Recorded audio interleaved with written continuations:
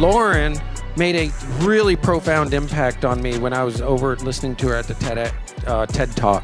She's got a long list of accolades of things that she's done professionally. She's been in the TV space, broadcasting. She's a paid professional speaker. And she's going to tell us a little bit more about what she's done, but she's also an Emmy Award winning news anchor. Thank you for being here. Everybody put your hands together for Lauren Lowrey. I got prepared for this today thinking, what can I actually give you that's going to help you? Because I'm not here for my benefit. I'm here for you. Before I tell a story, before I stamp a podcast episode, before I step on a stage, I set an intention. What is an intention? Just essentially, what do I want? What do I want to happen? My intention always is that the content I put out, the stories I tell, the speeches I make, that they heal someone. I realize that that is bold, that I would stand on a stage and say, what I'm going to tell you is going to wake you up, it's going to heal you, and it's going to start or propel your journey to self-awareness. Okay? So that's where we're going today. Just letting you know.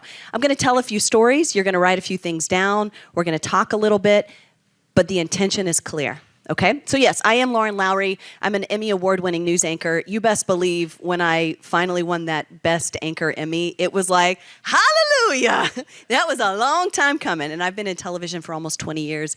I'm on Channel 4, 4 p.m., 5 p.m., 6 p.m., so as soon as I leave here today, that's where I'll be. I'll be there. A couple years ago, I started Amstigator.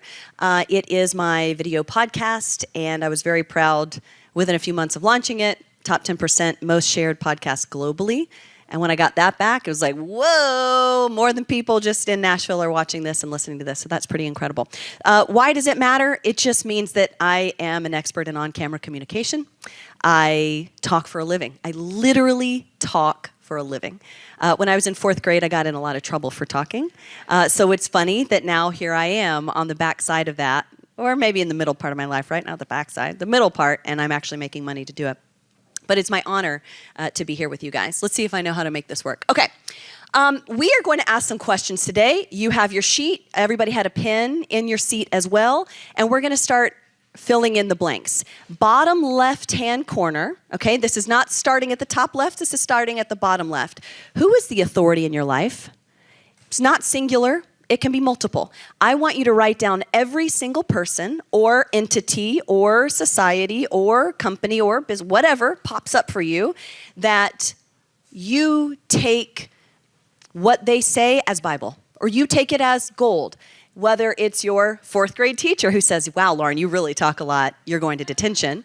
Whether it's that person, whether it's a parent, whether it's a boss, just whoever. Take a moment and write it down. Write down as many names as you can think of.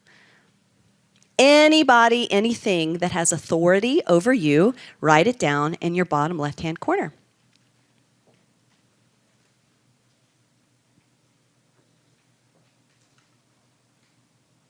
And I will tell you, I'm somebody who gets gut instincts all the time. I realize not everybody works that way. So if it takes a few more minutes for you, something else pops in your head in a few minutes, and you go, oh, wait, I know one person I could add to that. Just go back. There's no rules. This is just your, what I like to call your self-audit today.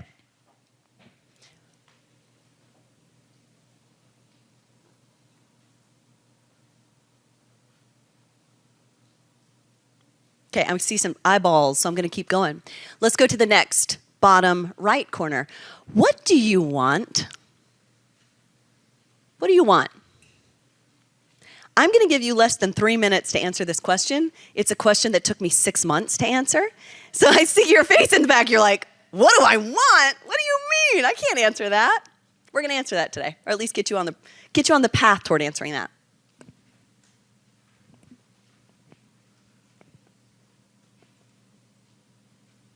Actually, I will tell you while you're thinking of this, this was the question that I couldn't answer for myself. Almost 3 years ago. What do you want? That haunted me. What do I want? What do I want? What do I want? And it was like, almost like mantra. What do I want? What do I want? What do I want? Till one day the answer dropped in. So just do your best. What do you want? And it's not just, hey, I really want a sandwich. I'm hungry. Make sure it's deeper than that. You can have a sandwich, though. Like, there's so much food over there.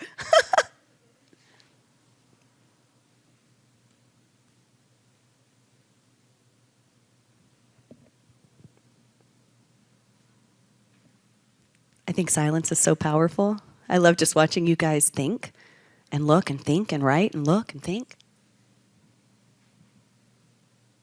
But for the interest of time, we'll keep going. What emotion do you feel most often? And it doesn't have to be singular. What emotions, plural, do you feel most often? There is no right or wrong answer. In all, like, complete honesty, I will tell you every morning by about 7:41 a.m., I feel intense stress and anger directed to my 5-year-old son who cannot get dressed every damn day. So I will, if I was filling this out, one of the things I would write is anger. I actually feel legit anger. But it's all the emotions. Write down anything you're like, I feel this a lot.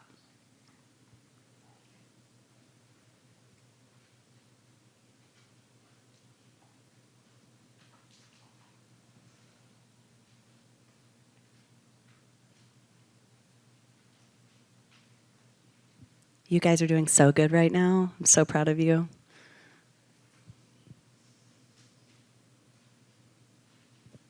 Okay, we're going to keep going. Last question, top left corner. Hardest question of all. Who are you? This question is actually the reason why I think Sean asked me to be a part of this today, because this who are you question was really the crux of my TED Talk that I gave a couple months ago. Because, it didn't go through. There we go. Who are you? There it is.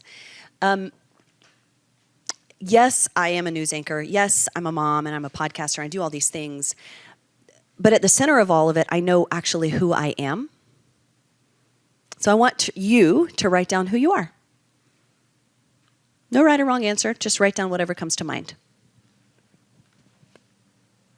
It's like we're going back to school, but it's life school, you know? So now we are going to systematically undo what you believe about yourself, okay? What you believe who you are, or what you believe about who you are, what you believe about what you want, what you believe about who's in control, and what you believe about what you feel. We're going to dismantle all of it, okay? That's the point of today, right? I was very clear with my intention. We're going to heal people today. We're going to start some self-awareness, and we're going to put you on that path to live a deeper, more meaningful life with more fulfillment. And it starts with this. Let me go back. It jumped. So who are you? It's a big question, right? For me, my personal self-evolution started with what do you want? I mean, like, forget who are you. Like, I was not going to answer that. We started with what do you want, Lauren? What do I want? I can tell you the date and time. It was January 26th, probably 1:36 p.m., the point where I realized that something needed to change. 2021, I had just given birth to my 3rd child. I had just come back from maternity leave, and I was sitting in my news director's office in a newsroom. That's who's in charge, it's the news director. And he said to me, Lauren, no one can seem to tell me why you were hired. And I looked at him, and I sat there, and I first dumbfounded, but I speak for a living, right? So I'm very quick to go, let me tell you why. And then I gave him all the reasons why I was hired to be in the position that I was in. Because he had come in, years after I'd been hired. And for 30 minutes, I listened to him tell me why he couldn't figure out why I was there, why they didn't need me, didn't need to be there. And I was like, huh. So when I finished that 30-minute meeting, I went to a makeup room, which we have lots of makeup rooms in television stations. And I locked myself in there, and I wept. And I wept, and I wept, and I wept some more. Why was I crying? Not because he had said things to me that hurt me. The reason I was crying is because I realized in that moment, no one else gets to say who I am, how valuable I am, what I bring to the table, what I do well, what I wear, how I dress, what I say, when I laugh, how I do my hair. No one gets the authority anymore. Why is that important? Because in newsrooms, we have consultants. I like to call them insultants because they're literally paid to come and tell you all the things you're doing wrong. So meeting with them is like, oh God, this is painful. But that's why they're there, right? To make you better. But what ends up happening is we give them authority over what it is that we say, do, write, how we present ourselves, how we wear our hair, what clothes we wear, what colors we wear, what cuts we wear, like everything, right? Like all of that stuff, all the things that should be my authority gets given to another person. So when we talk about authority, we're talking about giving other people authority, and we're talking about, hey, life happens to me. This is your 4 boxes of consciousness, okay? We're going to work around these 4 boxes. This is circled in red because most of us, myself included, live here the majority of our lives. Like, we grow up in a house with somebody who is our authority, right? Our parents or grandparents, whoever raised us. They're the authority. They tell us what we're going to do, what we're going to say, what time we're going to get in bed, what time we're going to go to school, what we're going to study, when we're going to turn in our homework. Life happens to me.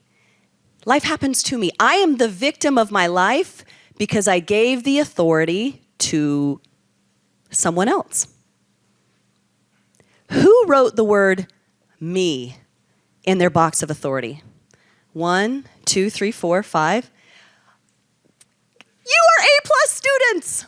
For everybody else, this was not a trick question, but for everybody else, if you are ready, I want you to cross out every single name in that bottom left box. If you're ready, this is your choice. If you're like, I ain't ready for that, I ain't ready, that's fine. We're going to get you later. It's going to come back around. But you could flirt with the idea of writing in big letters, me, in your authority box. Just when you're ready. If you're like, oh, I'm in this, cross out every damn name and write me. I'm the authority in my life. Okay?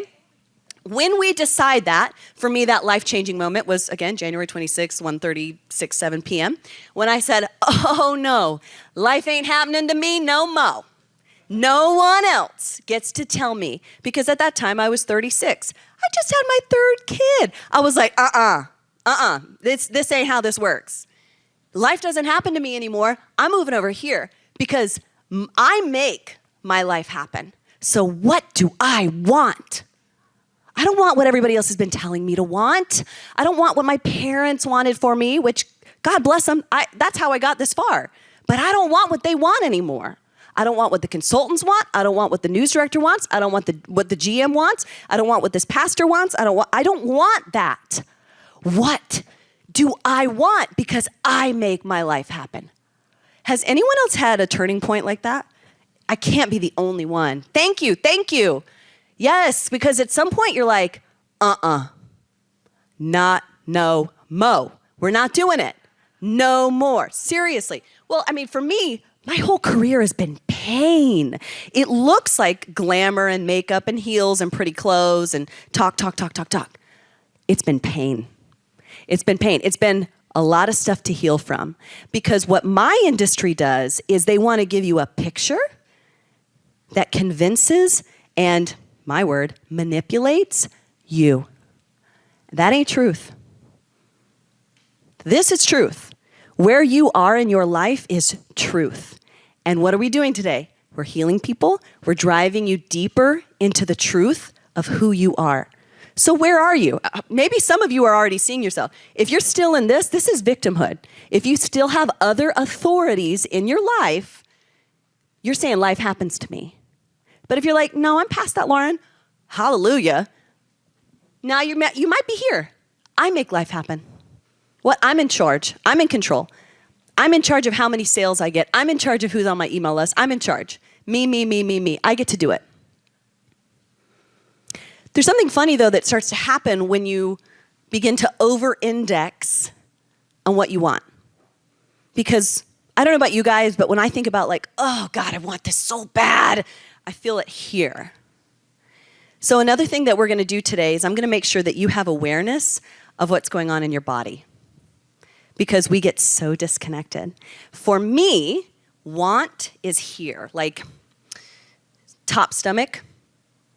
Does anyone else feel want or desire here? Like, God, I'm going to do this thing. Anybody else? You feel it there? You feel it there? Everybody feels it where they feel it, but I feel it here. What I want you to do is think, where do I feel want? Where do I actually feel that? Some people feel it here in the same way that some people feel stress in their shoulders, right? Like, oh God, get this off of me. I saw you do a shoulder roll. Like, yes, you're with me. Because we feel stuff in our bodies, right? But there's a next step after want. And it's the emotions of everything that you're doing, everything you're feeling, everything you're wanting. And it's going to push us eventually into that top box of surrender, that you cooperate with life because life happens through you. But before we get there, I'm going to tell you about something. I love science. I love research, right? Like, I'm in news. We deal in facts. We do in facts, research, new things that come out. Like, that's very much where my mind's at. But I'm also focused on how do I actually integrate this? How do I use this information? So in the 90s, there was a man who was a kinesiologist. He was a PhD and an MD. So he's like super, super into the human development that he's like, I'm also going to become a psychotherapist. This is what I need to know to understand humans. And he charted a way and created a framework to measure your development, your consciousness based on what you feel. Okay? So we talked about desire, we talked about what we want, and we're about to talk about emotions. Remember, because you, in that top right corner, you were writing emotions? Anna, I love you. This is my friend up here. She's like, oh God. Here it comes, Anna. You ready for it? This is your consciousness map, y'all. Take a moment and just look on here. Just, what is this? Let me teach you how to read this. On the bottom, see how it says survival paradigm? And then you got reason and integrity and spiritual paradigm up there. Y'all, we live in survival, okay? If you wrote down, I feel anger, look at that, anger. Your emotional state is hate. I view that life is antagonistic. My view of a God or a higher power, I believe, if that's what I believe God is vengeful, and I believe God exercises of revenge with aggression. Right? Okay, so let's go back here. I will use myself in this. I dealt with so much shame. So much shame. God, I'm done with shame, thank God. But shame. I was humiliated. My view of life is freaking miserable. It's miserable. God despises me, and everything about like higher power authority, they're gonna eliminate me. So like my bosses, they're gonna eliminate me. They're gonna get me out because the predominant emotion I felt was shame. Are you following this? Look in your emotion chart. Just take a moment. Look at your emotion box. Raise your hand if anything under that red line, see it, pride and below, were any of those words on your emotion box? Any of them? Thank you for your honesty. Thank you, thank you, thank you, thank you, thank you. Because if we are honest, we live here, right? We live here. This is called, another way this chart is called is power versus force. No, we'll go back. Power versus force. We force life to happen. We force it when we are under that red line. So remember when we talked about want? Want is desire. Oh God, all I want is this thing. I desire this thing. I crave this thing. I'm pining for this thing. I want this accolade. I want this client. I want this title. I want this house in the Caribbean. I want that car. Desire is force. You ain't getting nothing with force. Do you know where we actually get to power, where we have power over our life, influence over our lives and our situation? When we go above that red line. When we feel courage, when we feel willing, when we want to accept, when we will listen to reason, that is when we actually have true power. Who had courage to reason? Any of those like blue, green, yellow? Just raise your hand if you feel any of it, okay? Yes, yes, yes, yes, yes. Did anyone up there feel, I feel enlightened, I feel peace, I feel joy, I feel love? Yes, yes, yes, yes, yes. Does anyone notice that they're everywhere on this chart? Yes, right? Because we're human.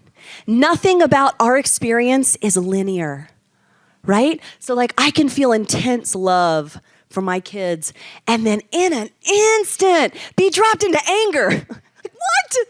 What just happened? Because our growth and our development isn't straight line. It's not like suddenly I've accepted my journey and then I don't feel that crap anymore. That's not how this works. You're still going to get popped down into it before you can go, wait. We've already dealt with this. I've got tools for this. Let me go back up here and live in my powerful state. And let me get out of my force state. Why does this matter? Because one of the reasons I believe I was put on this planet was to help people connect back to their body. And I'll tell you more about that coming up in just a minute. That's like your little tease. This is just not a commercial break. These emotions live in you, right? So I said, when I feel want, when I feel desire, I feel it intensely right here. Like, oh God, I want that so bad. But when I feel love for my children, where do I feel love for my children? I feel love for my children here. When I feel anger, a lot of times it'll go everywhere, but I'm like, anger, right? Or shame. Where do I feel shame? Do you see where I'm going with this? We get so disconnected from our bodies. We forget that our bodies are the vessel with which we experience life. And we punish our bodies, and we let them be the dumping ground, and we forget that this stuff is in you. Who knows about the chakra system? Anybody? Chakra system? So, come on, little guy. You can do it. I might be pressing so many times that it'll go like 10 slides away. So the chakra system was developed, 3,000 years ago, okay? The Hindus, so in India, they were essentially the people who created this one. But they're not the only ones. The Cherokees created a chakra system. The Incans created a chakra system. There was one other who created. Anyway, just stick with that. So this is the most well-known, right? This was developed in 1500 BCE. And what did they do? The Hindus believed thousands of years ago that we process emotions in different parts of the body. We just talked about it. Yeah, we process emotions in the different parts of the body, right? So like if I feel something, where am I going to feel it? This would suggest to me this is how we're going to deal with it. So when I say to you, I know that I know that I know that I know, that's crown. And the crown says, oh, what do I want? I want to know the truth. Okay, let's keep going down the body. Third eye. So you've probably heard of the third eye before and gone, I don't know what that means. Third eye is considered to be this. When you say, oh, I see that with my mind's eye. I see that. Or, I will use myself for this. I see that there is a house in the Caribbean for me, and I get it in the next 5 years. I'm just telling y'all, that's third eye. But I know that house is mine. Like I know, I could paint it for you. I can tell you exactly where it is. So what do I want? I want to see. When I say, I'm going to see this thing, I want to see. So I want to know, I want to see.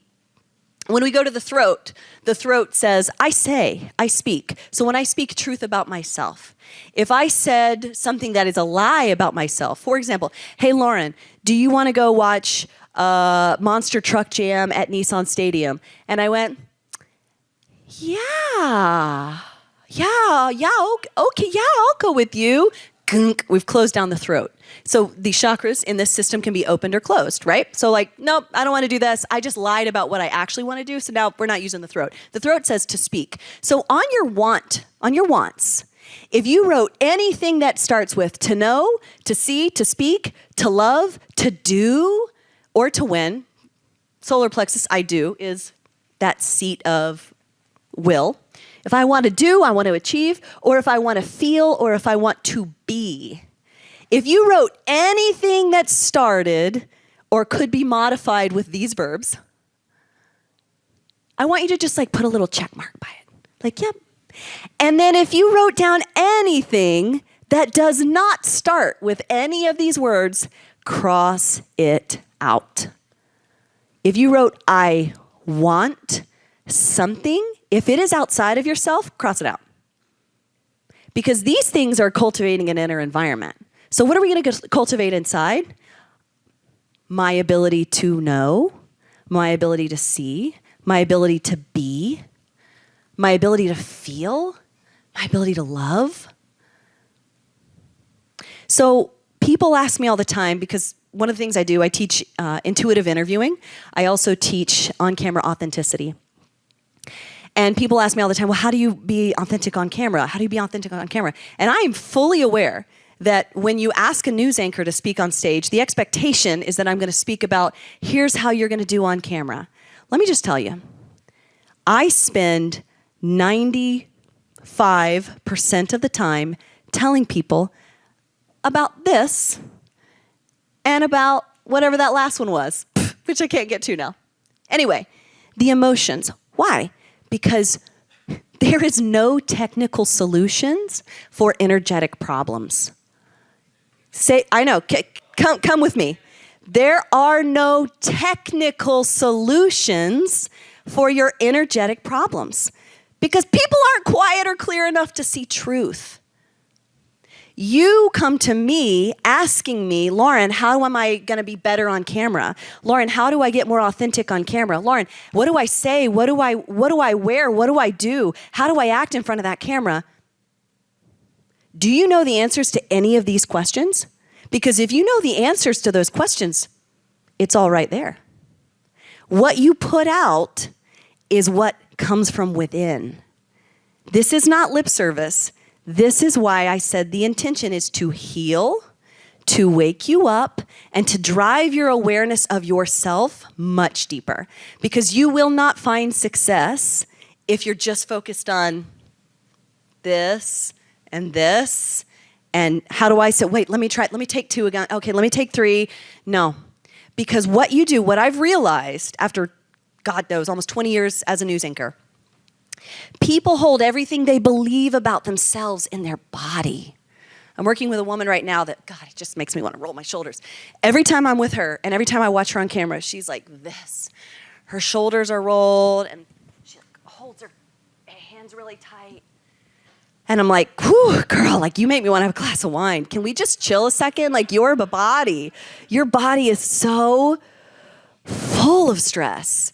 It's all of the emotions, right? So when people aren't quiet here, and when they're not clear here, it freaking shows, and it is stressful. You know those people when you're like, God, they take so much energy. You know, you might be sitting in silence, but it's like, shut up. I'm not saying anything. You are so loud. Stop.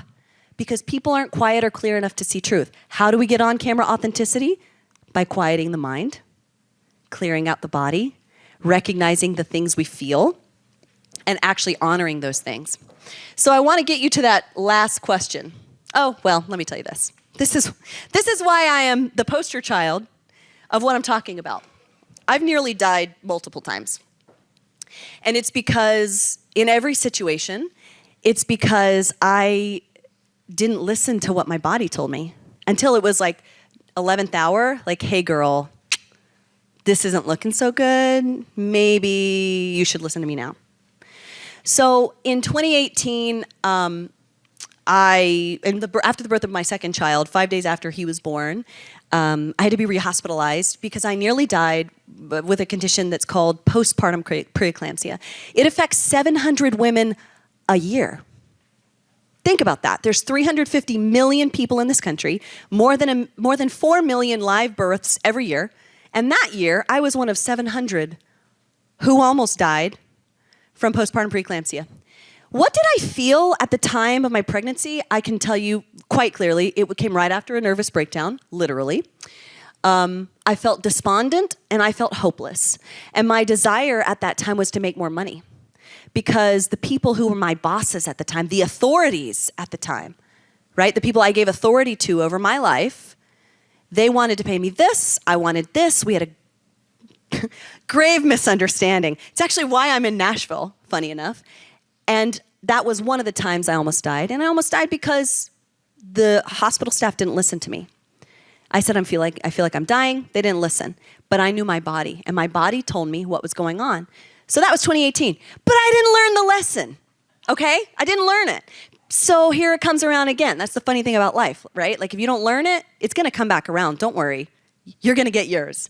So in 2022, oh, look at that, just a year ago, I was hospitalized for a month, just a year ago, for what started as an emergency appendectomy.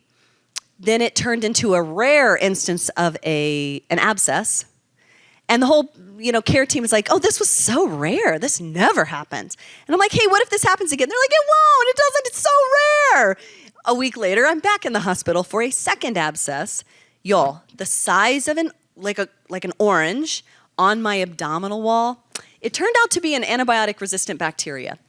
Why the hell did I deal with this? Because my emotion at the time was revenge and desire. Do you feel that? Like I say these words and I feel it. Because this was my life. This was my experience. Revenge and desire. And my desire was notoriety and pride. So where do those register? Let's think about that. Where do those register on our map of consciousness? Where does pride register? Right underneath that red line, where I'm forcing every damn thing, trying to get everything done. I had desire, all I wanted was notoriety. That desire, that craving, I was just going to be disappointed, right? So that piece, that 2022 was my turning point. It was the time that pointed me into surrender, okay? So do you see surrender under here? Life happens through me. I can cooperate with life as it's happening. How did the hospital teach me surrender? Because I just laid there all alone. There was nothing I could do. No one could figure out what was wrong with me. It ended up being an antibiotic-resistant bacteria. Hi, guys. Antibiotic-resistant bacteria. You'll be fine. Nope. It took some time to figure that one out. So what did I have to do? Realize I had no control. I realized that moment I was being pushed into that top right box, into surrender. Has anyone in the room been pushed into surrender in their lives? Thank you. Thank you. Thank you. Thank you. Thank you. This is your call to come back to surrender if you haven't. So you guys who raised your hand, get out of victim, get out of making your life happen on your own, and move into surrender. Okay, it's time. It's time. All right? But now we're going to go into the last block. I didn't even set my timer, so I'm sorry. I know I'm going long. Thank you. Well, here we go. Got my slides out of order. It's okay. So that top box, top one, is where we're going, right? That was the question, who are you? I have a feeling you know what I'm going to make you do, but I'm going to ease you into it. So if life happens as me, and there's a oneness with life, do you think that my life happens as a news anchor? No, that doesn't make sense. Mm-mm. If life happens as me, and I have oneness in my life, does that mean that life is a realtor? No. No, that doesn't make sense. So if AI comes along and swipes out between 300 and 800 million white-collar jobs, intellectual jobs, where does that leave us? You know that's the prediction, right? That people like me and like you are going to lose your jobs in the next few years. Hold on. If I am a news anchor, if I put in my top left box, if I said, who are you, Lauren? Oh, I'm a news anchor. Well, that job's going away. I know it is. It's already going on. Actually, in India, in March of this year, they rolled out AI anchor Senna, and she is conspicuous with her short skirts, her bold red lip and her long, beautiful hair. And I'm like, God, I literally, when I saw her, I said, that flawless bitch. Because I realized she was everything that I had been forced into being, right? Like, Lauren, wear these clothes. Lauren, do your hair this way. Speak this way. Don't speak this way. Love that lipstick on you, girl. Wear that. Well, AI anchor Senna is the embodiment. She is the hologram of what everyone tried to make me, right? The consultants, the bosses, everybody, the authorities wanted me to be this person. Well, guess what? I don't have to be her anymore because she's been created. And she's literally deployed. She is on the news in India. 2 different stations have competing AI anchors, okay? So if I wrote in my box, who are you, Lauren? I am a news anchor. No, you're not. So we're about to careen off of an identity crisis cliff, my friends. And if you don't realize it, now's the time. Who are you apart from your labels? Who are you apart from your job? Some of you, I see you looking around like, oh crap, she got me.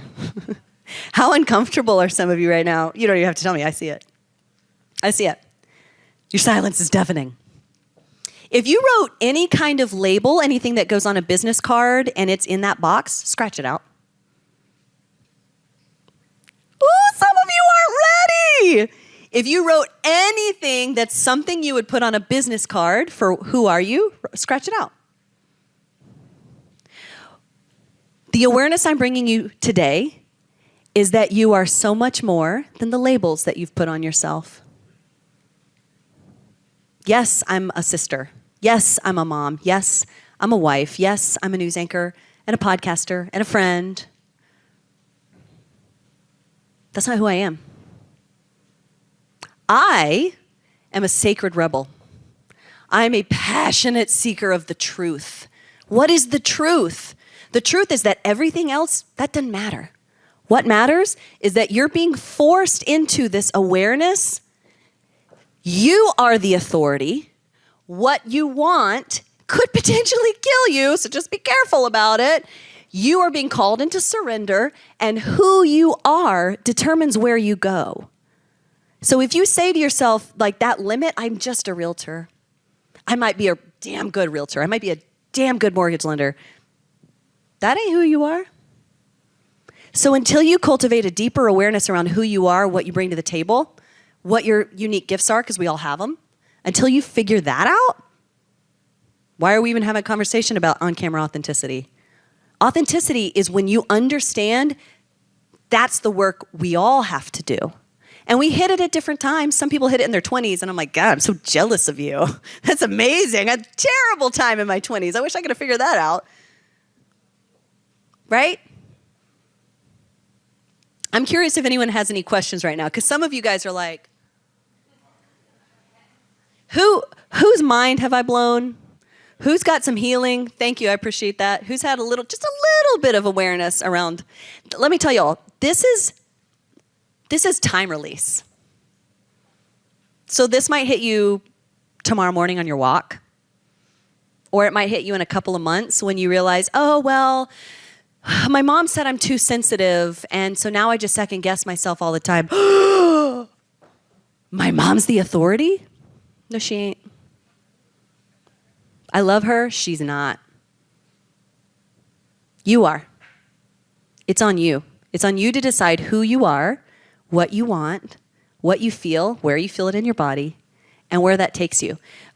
Last thing I'll tell you is, in case you haven't seen some of the fascinating research coming out of the Wu Zai Center, it's Stanford University's Center for Neuroscience. They have now proven we create reality. We create it. So if I decide that I'm going to be a speaker, I'm going to be a New York Times bestselling author, I'm going to be, God, I could be so many things. What do I want to be? I could have that house in the Caribbean. If I decide that's the reality, that's what I create. We literally create the reality we want. So you're welcome to put a lid on yourself and say that this is it, but that's on you. That's on you. So if we've given authority to anyone else and we've said, well, they told me this is all I could do, yeah, you're forfeiting your power. And your real power is in those love, peace, joy, courage, right? That's where it is. Otherwise, you can force everything and end up in a hospital like me. Hi, poster child. Don't do that. Don't do that. It's too hard on your body. You guys, thank you. Thank you for taking a moment. Thank you for hearing me with your heart. And just let that sit for a minute or a couple days. It'll hit you. Thank you.